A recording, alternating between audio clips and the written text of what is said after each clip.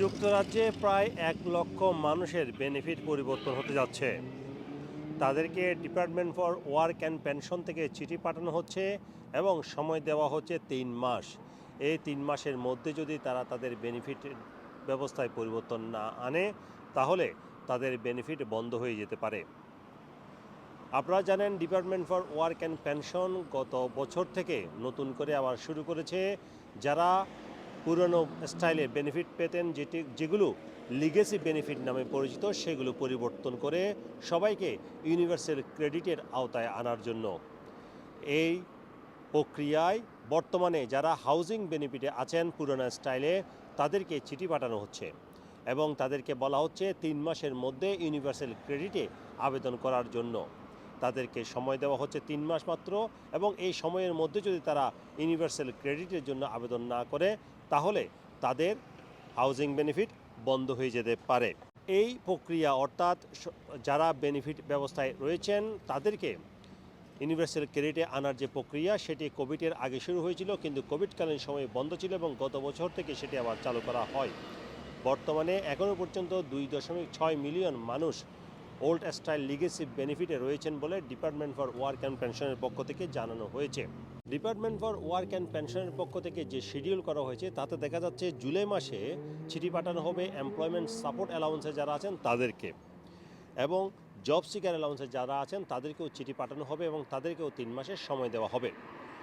গত এপ্রিল মাসে চিঠি পাঠানো হয়েছিল যারা ট্যাক্স ক্রেডিটে আছেন এবং হাউজিং বেনিফিটে আছেন তাদেরকে, এবং তাদের সময় ইউনিভার্সাল ক্রেডিটে আবেদন করার জন্য শেষ সময় হচ্ছে জুলাই মাস পর্যন্ত। আপনারা জানেন, ডিপার্টমেন্ট ফর ওয়ার্ক এবং পেনশন এটি সবাইকে, অর্থাৎ যারা প্রায় 8 মিলিয়নের বেশি মানুষ যারা ইউনিভার্সাল ক্রেডিটে আছেন, তাদের সাথে যারা ওল্ড স্টাইলে ইউনিভার্সাল বিভিন্ন ধরনের বেনিফিট আছেন, তাদের সকলকে একই প্রক্রিয়ায় আনার চেষ্টা করছে।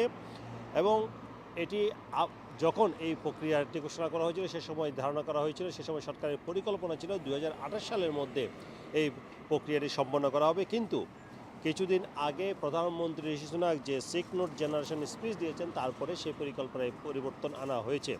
এখন সরকারের পক্ষ থেকে টার্গেট ধরা হয়েছে 2025 সালের ডিসেম্বরের মধ্যেই এই প্রক্রিয়া সম্পন্ন করার, অর্থাৎ কমপক্ষে সবাইকে অন্তত চিঠি দিয়ে জানিয়ে দেওয়ার যে তারা যাতে ইউনিভার্সাল ক্রেডিটে আবেদন করে। এখন ইউনিভার্সাল ক্রেডিটে আবেদন করার জন্য যখন আপনারা চিঠি পাবেন, তাহলে আপনারা ওই চিঠিতে উল্লেখ করা থাকবে। সেক্ষেত্রে আপনারা জব সেন্টারে গিয়ে ফর্ম ফিল আপ করতে পারেন, কিংবা ইউনিভার্সাল ক্রেডিটে যোগাযোগ করে আপনি আবেদন করতে পারেন ফোন করে, অথবা অনলাইনে আপনার নতুন ইউনিভার্সাল ক্রেডিটের জন্য ক্লেম করতে পারেন। এক্ষেত্রে আপনি যখন ক্লেম সাবমিট করবেন, সেক্ষেত্রে আপনাকে 5 সপ্তাহ আপনার অপেক্ষা করতে হবে প্রথম ইউনিভার্সাল ক্রেডিটের যে পেমেন্ট সেটি পাওয়ার জন্য। এবং এই সময় যদি আপনার অবস্থার পরিবর্তন না ঘটে, তাহলে আপনি ইউনিভার্সাল ক্রেডিটে যতটুকু পাওয়ার ততটুকু পেমেন্ট পাবেন। আর যদি আপনি টপ আপ পেমেন্ট চান, তাহলে সেটিও পেতে পারেন। সেজন্য আপনাকে ইউনিভার্সাল ক্রেডিটের সাথে যোগাযোগ করতে হবে, কিংবা জব সেন্টারে গিয়ে যোগাযোগ করতে হবে। এছাড়া ইউনিভার্সাল ক্রেডিট আপনি কতটুকু পাবেন, সেজন্য সরকারের কয়েকটি বেনিফিট ক্যালকুলেটর রয়েছে। তার মধ্যে একটি হচ্ছে policy in practice calculator, entitled to calculator, turns to us calculator. এই ক্যালকুলেটরগুলোতে গিয়ে আপনি হিসাব করে দেখতে পারেন আপনি কতটুকু বেনিফিট পাবেন। সুতরাং যারাই চিঠি পাচ্ছেন পুরনো বেনিফিট ব্যবস্থা থেকে ইউনিভার্সাল ক্রেডিটে আবেদন করার জন্য, তারা দেরি না করে আবেদন করে ফেলবেন। কারণ 3 মাসের মধ্যে যদি আপনি আবেদন না করেন ইউনিভার্সাল ক্রেডিটে, তাহলে কিন্তু আপনার পুরনো যে বেনিফিট, বর্তমানে যে বেনিফিট পাচ্ছেন, সেটি বন্ধ হয়ে যেতে পারে। Sarwar Hossain, top news, London.